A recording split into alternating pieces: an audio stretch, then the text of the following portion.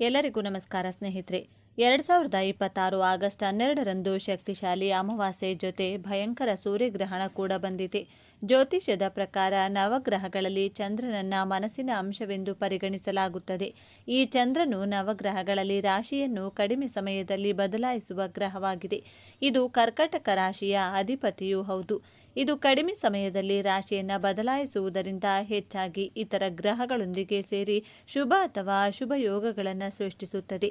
ಈ ವೇಳೆ ಮೇಷರಾಶಿಯಿಂದ ಮೀನರಾಶಿಯವರೆಗಿನ ಎಲ್ಲ ರಾಶಿಗಳ ಜೀವನದಲ್ಲಿ ಇದರ ಪ್ರಭಾವ ಕಂಡುಬರುತ್ತದೆ. ಕೆಲವೊಮ್ಮೆ ಇದು ಕೆಲವರಿಗೆ ಉತ್ತಮ ಪ್ರಗತಿಯನ್ನು ತಂದರೆ ಕೆಲವರಿಗೆ ಬಹಳಷ್ಟು ಸಮಸ್ಯೆಗಳನ್ನು ಸೃಷ್ಟಿಸಬಹುದು. ಶುಭ ಅಶುಭ ಫಲಗಳು. ಚಂದ್ರನ ಸ್ಥಾನ ಹಾಗೂ ಅದು ಯಾವ ಇತರ ಗ್ರಹದೊಂದಿಗೆ ಸಂಯೋಗಗೊಂಡಿದೆ ಎನ್ನುವುದರ ಮೇಲೆ ನಿರ್ಧರಿತವಾಗಿರುತ್ತದೆ. ಅಂದಹಾಗೆ ಆಗಸ್ಟ್ 12 ಬೆಳಗ್ಗೆ 6ಕ್ಕೆ ಸಿಂಹರಾಶಿಗೆ ಚಂದ್ರ ಸಂಚಾರ ಮಾಡುವುದು. ಈಗಾಗಲೇ ಸಿಂಹರಾಶಿಯಲ್ಲಿ ಕೇತು ಸಂಚಾರ ಮಾಡುತ್ತಿದೆ. ಚಂದ್ರ ಹಾಗೂ ಕೇತು ಸಿಂಹರಾಶಿಯಲ್ಲಿ ಸಂಯೋಗವಾಗುವುದರಿಂದ ಆಗಸ್ಟ್ 12ರಂದು ಜ್ಯೋತಿಷ್ಯದಲ್ಲಿ ಅಶುಭವೆಂದು ಪರಿಗಣಿಸಲಾದ ಗ್ರಹಣ ಯೋಗ ರೂಪುಗೊಳ್ಳುವುದು. ಈ ಯೋಗದ ಪ್ರಭಾವ ಆಗಸ್ಟ್ 14ರವರೆಗೆ ಇರಲಿದೆ. ಈ ಸಮಯದಲ್ಲಿ ಕೆಲ ರಾಶಿಯವರು ಹೆಚ್ಚು ಜಾಗರೂಕರಾಗಿರಬೇಕು, ವಿಶೇಷವಾಗಿ ಹಣಕಾಸಿನ ವಿಷಯದಲ್ಲಿ.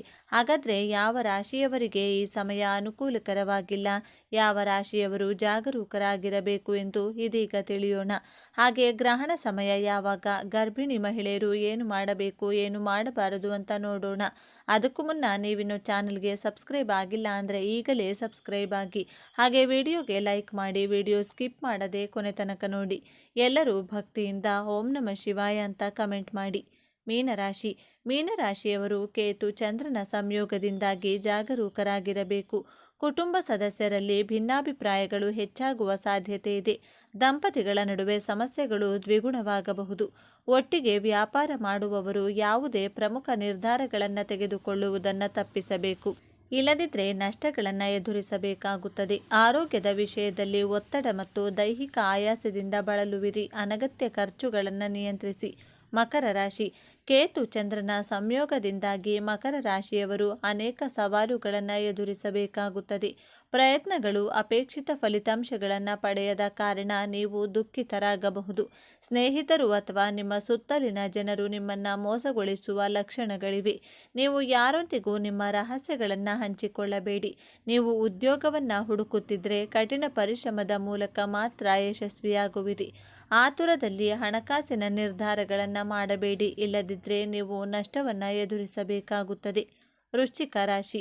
ಕೇತು ಮತ್ತು ಚಂದ್ರನ ಸಂಯೋಗದಿಂದಾಗಿ ವೃಶ್ಚಿಕ ರಾಶಿಯವರಿಗೆ ಇದು ಪರೀಕ್ಷಾ ಸಮಯವಾಗಿರುತ್ತದೆ. ಶತ್ರುಗಳಿಂದ ಒತ್ತಡ ಹೆಚ್ಚಾಗಬಹುದು. ನೀವು ಕಾನೂನು ಸಮಸ್ಯೆಗಳಿಗೆ ಸಿಲುಕಬಹುದು. ಆರೋಗ್ಯ ಸಮಸ್ಯೆಗಳು ನಿಮ್ಮನ್ನು ದುರ್ಬಲಗೊಳಿಸುತ್ತವೆ. ನೀವು ನಿಮ್ಮ ಆಹಾರದ ಬಗ್ಗೆ ಹೆಚ್ಚುವರಿ ಗಮನ ಹರಿಸಬೇಕು. ವಿಶೇಷವಾಗಿ ಈ ಸಮಯದಲ್ಲಿ ನೀವು ಯಾರಿಗೂ ಸಾಲ ನೀಡುವುದನ್ನು ತಪ್ಪಿಸಬೇಕು. ಸೌಲಭ್ಯಗಳು ಸಹ ಕಡಿಮೆಯಾಗುತ್ತವೆ. ನೀವು ಪ್ರತಿಯೊಂದು ಕೆಲಸದಲ್ಲೂ ಅಡೆತಡೆಗಳನ್ನು ಎದುರಿಸುವಿರಿ. ಕುಟುಂಬದಲ್ಲಿ ಸಮಸ್ಯೆಗಳ ಸಾಧ್ಯತೆ ಇದೆ. ಇದರಿಂದಾಗಿ ನೀವು ಸಾಕಷ್ಟು ಒತ್ತಡದಲ್ಲಿರುತ್ತೀರಿ. ಕಾನೂನು ವಿಷಯಗಳಿಂದ ದೂರವಿರಲು ಸೂಚಿಸಲಾಗುತ್ತದೆ. ನೀವು ಅನಗತ್ಯ ಹೂಡಿಕೆಗಳನ್ನು ತಪ್ಪಿಸಬೇಕು. ಆರ್ಥಿಕ ನಷ್ಟದ ಸಾಧ್ಯತೆ ಇದೆ. ನಿಮ್ಮ ಆರೋಗ್ಯದ ಬಗ್ಗೆ ನೀವು ಸ್ವಲ್ಪ ಜಾಗರೂಕರಾಗಿರಬೇಕು. ಕನ್ಯಾ ರಾಶಿ. ಕನ್ಯಾ ರಾಶಿಯವರಿಗೆ ಗ್ರಹಣ ದೋಷ ಹಣಕಾಸಿನ ಬಿಕ್ಕಟ್ಟನ್ನು ಸೃಷ್ಟಿಸುವುದು. ಹೀಗಾಗಿ ಹಣ ಹೂಡಿಕೆ ಮಾಡುವಾಗ, ಸಾಲವಾಗಿ ನೀಡುವಾಗ ಜಾಗ್ರತೆ ವಹಿಸಿ. ಪ್ರಮುಖ ಕೆಲಸಗಳಲ್ಲಿ ಅಡೆತಡೆಗಳನ್ನು ಎದುರಿಸಬಹುದು. ಭೌತಿಕ ಸೌಲಭ್ಯಗಳು ಕಡಿಮೆಯಾಗಬಹುದು. ಕೆಲವು ಕಾರಣಗಳಿಂದಾಗಿ ಹೆಚ್ಚು ಪ್ರಯಾಣಿಸಬೇಕಾಗಬಹುದು. ಮುಂದಿನ 2 ದಿನಗಳವರೆಗೆ ನೀವು ಅನಗತ್ಯ ಸಮಸ್ಯೆಗಳಿಂದ ಬಳಲುತ್ತೀರಿ. ಈ ಸಮಯ ಕುಟುಂಬ ಸದಸ್ಯರ ಆರೋಗ್ಯವು ಕೆಟ್ಟದಾಗಿ ಪರಿಣಾಮ ಬೀರಬಹುದು. ಅನಗತ್ಯ ಖರ್ಚಿನಿಂದಾಗಿ ನೀವು ಬಹಳಷ್ಟು ತೊಂದರೆ ಅನುಭವಿಸಬಹುದು. ಅಲ್ಲದೆ ಕುಟುಂಬದಲ್ಲಿ ಕೆಲವು ಸಮಸ್ಯೆಗಳು ಉದ್ಭವಿಸುತ್ತವೆ. ನಿಮ್ಮ ಸಂಗಾತಿಯೊಂದಿಗೆ ಭಿನ್ನಾಭಿಪ್ರಾಯಗಳಿರಬಹುದು. ಕೆಲಸ ಮಾಡುವವರು ತಮ್ಮ ಕೆಲಸದಲ್ಲಿ ಸ್ವಲ್ಪ ಜಾಗರೂಕರಾಗಿರಬೇಕು. ಯಶಸ್ಸನ್ನು ಸಾಧಿಸಲು ನೀವು ಕಷ್ಟಪಡಬೇಕಾಗುತ್ತದೆ. ಸಿಂಹರಾಶಿ. ಸಿಂಹರಾಶಿಯವರು ಕೇತು ಚಂದ್ರನ ಸಂಯೋಗದಿಂದಾಗಿ ಅನೇಕ ಸಮಸ್ಯೆಗಳನ್ನು ಎದುರಿಸಬಹುದು. ಧೈರ್ಯ ಮತ್ತು ಆತ್ಮವಿಶ್ವಾಸ ಹೆಚ್ಚಾದರೂ ಆತುರದ ನಿರ್ಧಾರಗಳು ನಷ್ಟ ಮತ್ತು ಸಮಸ್ಯೆಗಳನ್ನು ಉಂಟು ಮಾಡಬಹುದು. ಪ್ರಯಾಣ ಮಾಡುವಾಗ ಕಾಳಜಿ ಅಗತ್ಯ. ಅಪಘಾತಗಳ ಸಾಧ್ಯತೆ ಇರುವುದರಿಂದ ವಾಹನ ಚಲಾಯಿಸುವಾಗ ಜಾಗರೂಕರಾಗಿರಿ. ಮಾತಿನಲ್ಲಿ ನಿಯಂತ್ರಣ ಇರಲಿ, ಇಲ್ಲದಿದ್ದರೆ ದಂಪತಿಗಳ ನಡುವಿನ ಸಂಬಂಧದಲ್ಲಿ ಬಿರುಕು ಉಂಟಾಗಬಹುದು. ಹೊಸ ಹೂಡಿಕೆಗಳನ್ನು ಮಾಡುವುದನ್ನು ತಪ್ಪಿಸಬೇಕು. ಉಳಿತಾಯದತ್ತ ಗಮನ ಹರಿಸುವುದು ತುಂಬ ಮುಖ್ಯ. ಸೂರ್ಯಗ್ರಹಣ 2026. ಸೂರ್ಯಗ್ರಹಣದ ದಿನಾಂಕ, ಸಮಯ ಮತ್ತು ಸೂತಕ. ದಿನಾಂಕ ಆಗಸ್ಟ್ 12, 2026. ಸಮಯ ಆಗಸ್ಟ್ 12ರಂದು ರಾತ್ರಿ 9:04ರಿಂದ ಮರುದಿನ ಬೆಳಿಗ್ಗೆ 4:25ರವರೆಗೆ. ಆಗಸ್ಟ್ 13ರಂದು 2026 ಆಗಸ್ಟ್ 12 ಬುಧವಾರ ಸಂಪೂರ್ಣ ಸೂರ್ಯಗ್ರಹಣ ಸಂಭವಿಸಲಿದೆ. ಈ ಗ್ರಹಣವು ಯುರೋಪ್, ಗ್ರೀನ್ಲ್ಯಾಂಡ್, ಐಸ್ಲ್ಯಾಂಡ್ ಹಾಗೂ ರಷ್ಯಾದ ಕೆಲವು ಭಾಗಗಳಲ್ಲಿ ಗೋಚರಿಸಲಿದೆ. ಭಾರತದಲ್ಲಿ ಈ ಸೂರ್ಯಗ್ರಹಣ ಗೋಚರಿಸುವುದಿಲ್ಲ. ಸೂರ್ಯಗ್ರಹಣದ ಸಮಯದಲ್ಲಿ ನಾವು ಯಾವೆಲ್ಲ ನಿಯಮಗಳನ್ನು ಪಾಲಿಸಬೇಕು ಎಂಬುದನ್ನು ನಾವಿಲ್ಲಿ ತಿಳಿದುಕೊಳ್ಳೋಣ. ಧ್ಯಾನ ಮತ್ತು ಪ್ರಾರ್ಥನೆ. ಸೂರ್ಯಗ್ರಹಣ ಪ್ರಾರಂಭವಾಗ್ತಿದ್ದಂತೆ ಜನರು ಕುಶ ಆಸನದಲ್ಲಿ ಮೌನವಾಗಿ ಕುಳಿತು ವಿಷ್ಣು, ಶಿವ ಮತ್ತು ದುರ್ಗಾದೇವಿಗೆ ಸಂಬಂಧಿಸಿದ ಯಾವುದೇ ನಿರ್ದಿಷ್ಟ ಮಂತ್ರವನ್ನು ಪಠಿಸಲು ಸಲಹೆಯನ್ನು ನೀಡಲಾಗಿದೆ. ನೀವು ಯಾವುದೇ ಮಂತ್ರವನ್ನು ಪಠಿಸಲು ಸಾಧ್ಯವಾಗದಿದ್ದರೆ ನಿಮ್ಮ ಕಣ್ಣುಗಳನ್ನು ಮುಚ್ಚಿ ಓಂ ಎಂದು ಉಚ್ಚರಿಸಲು ಪ್ರಾರಂಭಿಸಿ. ಸೂರ್ಯಗ್ರಹಣ ಸಮಯದಲ್ಲಿ ಮನೆಯಿಂದ ಹೊರಗೆ ಹೋಗುವುದರಿಂದ ನಕಾರಾತ್ಮಕ ಪರಿಣಾಮಗಳನ್ನು ಎದುರಿಸಬೇಕಾಗುತ್ತದೆ. ಹಾಗಾಗಿ ಆದಷ್ಟು ಮನೆಯಲ್ಲಿಯೇ ಇರಿ. ಕುಶ ಅಥವಾ ತುಳಸಿ ದಳ ಬಳಸಿ. ಗ್ರಹಣದ ಸೂತಕ ಕಾಲ ಆರಂಭವಾಗುವುದಕ್ಕೂ ಮುನ್ನ ಆಹಾರವನ್ನು ಸೇವಿಸಿ. ಆಹಾರ ಮನೆಯಲ್ಲಿದ್ದರೆ, ಆಹಾರ ವಸ್ತುಗಳು ಮನೆಯಲ್ಲಿದ್ದರೆ ಅಥವಾ ನೀರಿನ ಪಾತ್ರೆಗಳು ಮನೆಯಲ್ಲಿದ್ದರೆ ಅದರಲ್ಲಿ ತುಳಸಿ ದಳಗಳನ್ನು ಅಥವಾ ಕುಶ ಹುಲ್ಲನ್ನು ಹಾಕಿಡಿ. ಇದು ಗ್ರಹಣ ಹಿಡಿದಿರುವ ನಕಾರಾತ್ಮಕ ಕಿರಣಗಳಿಂದ ಆಹಾರವನ್ನು ರಕ್ಷಿಸುತ್ತದೆ. ಸೂರ್ಯಗ್ರಹಣ ಪ್ರಾರಂಭವಾಗುವ ಮೊದಲು ದೇವರು ಮತ್ತು ದೇವತೆಗಳ ಎಲ್ಲ ವಿಗ್ರಹಗಳನ್ನು ಶುದ್ಧವಾದ ಬಟ್ಟೆಯಿಂದ ಮುಚ್ಚಿ ಗಂಗಾಜಲ ಸಿಂಪಡಿಸಿ. ನಿಮಗೆ ಈ ಸಮಯದಲ್ಲಿ ಮಂತ್ರಗಳನ್ನು ಪಠಿಸಲು ಸಾಧ್ಯವಾಗದಿದ್ದರೆ ನೀವು ಸುಂದರಕಾಂಡ, ರಾಮಚರಿತಮಾನಸ, ಭಗವದ್ಗೀತೆಯಂತಹ ಯಾವುದೇ ನಿರ್ದಿಷ್ಟ ಧಾರ್ಮಿಕ ಪುಸ್ತಕವನ್ನು ಓದಬಹುದು. ಸೂರ್ಯಗ್ರಹಣ ಮುಗಿದ ನಂತರ ಸ್ನಾನ ಮಾಡಬೇಕು. ನಂತರ ಮಾಡಲು ಸಾಧ್ಯವಾಗದೇ ಇದ್ದರೆ ಗಂಗಾಜಲವನ್ನು ಸಿಂಪಡಿಸಿಕೊಳ್ಳಿ. ಮನೆಯ ಮೂಲೆ ಮೂಲೆಯಲ್ಲೂ ಗಂಗಾಜಲ ಸಿಂಪಡಿಸಿ ಶುದ್ಧೀಕರಿಸಬೇಕು. ಆಹಾರ ಸೇವಿಸದಿರಿ. ಸೂರ್ಯಗ್ರಹಣದ ಸಮಯದಲ್ಲಿ ಯಾವುದೇ ಒಬ್ಬ ವ್ಯಕ್ತಿ ಆಹಾರವನ್ನು ಸೇವಿಸಬಾರದು ಎನ್ನುವ ನಂಬಿಕೆ ಇದೆ. ದೀರ್ಘಕಾಲದ ಕಾಯಿಲೆಗಳಿಂದ ಬಳಲುತ್ತಿರುವ ಜನರು ತಿನ್ನಬಹುದು ಮತ್ತು ಔಷಧವನ್ನು ಪಡೆಯಬಹುದು.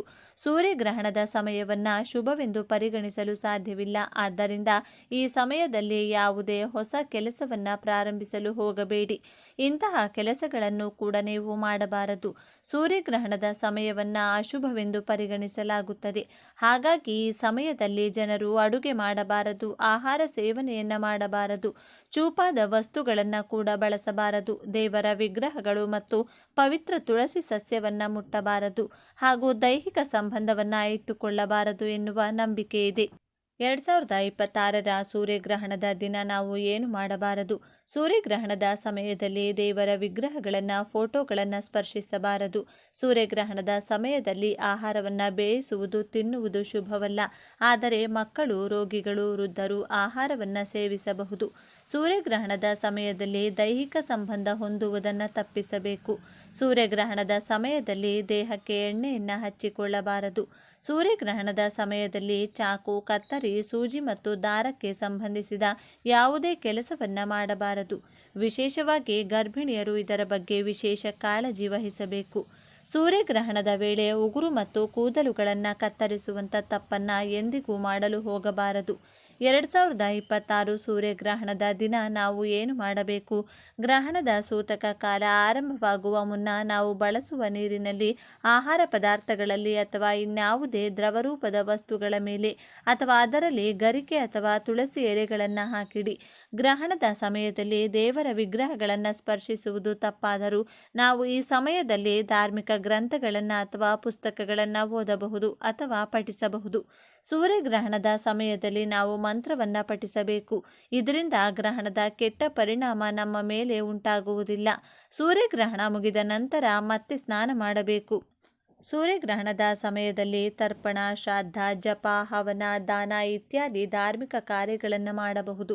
ಗ್ರಹಣ ಮುಗಿದ ನಂತರ ದೇವರ ಪೂಜೆ ಮಾಡಿ ಮತ್ತು ದಾನ ಮಾಡಿ. ಸ್ನಾನ ಮಾಡಿದ ನಂತರ ದೇವರ ಕೋಣೆಯನ್ನು ಶುದ್ಧೀಕರಿಸಬೇಕು. ಸೂರ್ಯಗ್ರಹಣದ ಸಮಯದಲ್ಲಿ ನಾವು ಯಾವುದೇ ಕೆಲಸವನ್ನು ಮಾಡಬೇಕಾದರೂ ಅದರ ಬಗ್ಗೆ ಸರಿಯಾಗಿ ತಿಳಿದುಕೊಂಡು ಮಾಡುವುದು ತುಂಬಾನೇ ಉತ್ತಮ.